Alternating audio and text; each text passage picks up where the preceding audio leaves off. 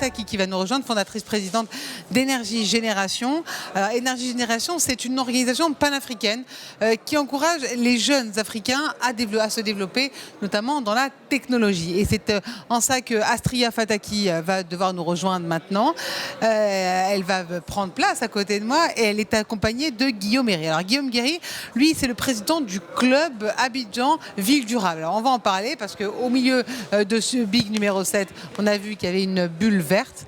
Une bulle verte parce que le développement durable, c'est au cœur de nos préoccupations. Bonjour à tous les deux. Bonjour. Bonjour.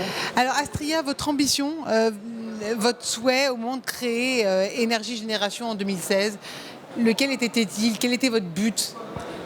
Le but, c'est vraiment de donner les clés et les outils à la jeunesse africaine et la jeunesse en général pour pouvoir participer de façon active et concrète à la transition énergétique et écologique de manière à vraiment pouvoir créer un futur plus durable. Et donc c'est ce que vous avez fait, vous avez lancé un programme de formation gratuit dans les secteurs de l'énergie solaire notamment, qui est à destination des femmes togolaises, c'est ça ? Alors effectivement, on met un accent très fort sur la formation des femmes, puisqu'on pense que l'avenir. Exactement, que l'avenir de l'homme est une femme.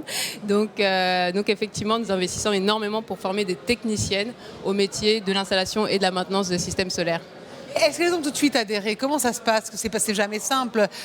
Tous les pays africains, ou pas d'ailleurs, ont leurs spécificités. Et puis pour les femmes, c'est jamais simple. Comment on fait?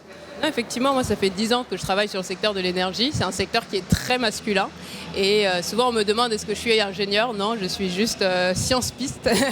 Mais au final, le fait que moi, je sois une femme, c'est aussi une inspiration pour pouvoir aller chercher des jeunes femmes sur ces métiers. Et ce dont on se rend compte, c'est que les jeunes femmes, au départ, sont un peu hésitantes. Mais au final, elles ont une implication, une rigueur et une... on va dire précision dans l'installation et la maintenance de ces systèmes qu'au final, elles font parfois des meilleures techniciennes. Elles seront plus disciplinées?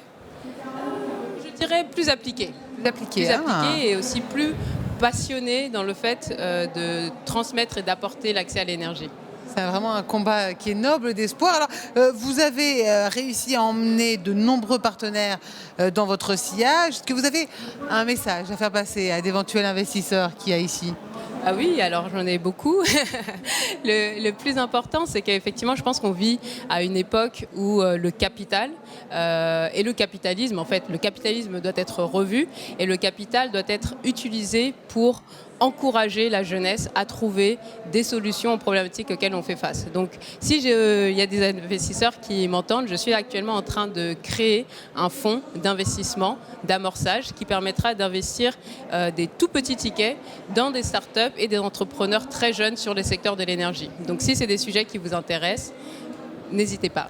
Merci beaucoup Guillaume Guéry.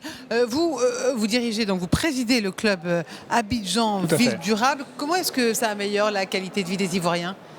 Donc on a un club qui regroupe 70 entreprises d'origine française, présentes en Côte d'Ivoire, sur tous les thèmes liés à la ville durable. On a des constructeurs, des énergéticiens, des sociétés dans l'eau, les déchets, la mobilité. Et ces entreprises, en fait, veulent s'impliquer dans le développement de tous les sujets liés à la ville durable, l'accompagnement de l'entrepreneuriat, la formation, l'accompagnement des jeunes. Et on a par exemple organisé un concours qui s'appelle avec BPI, le concours Initiative Ville Durable. On a sourcé 200 entrepreneurs et on va en accompagner 24.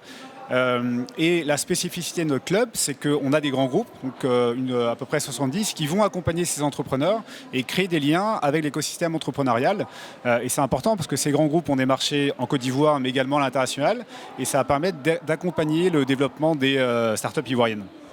Si on prend l'exemple d'Abidjan, ce sera quoi la ville du futur, par exemple? Ça, c'est une grande question.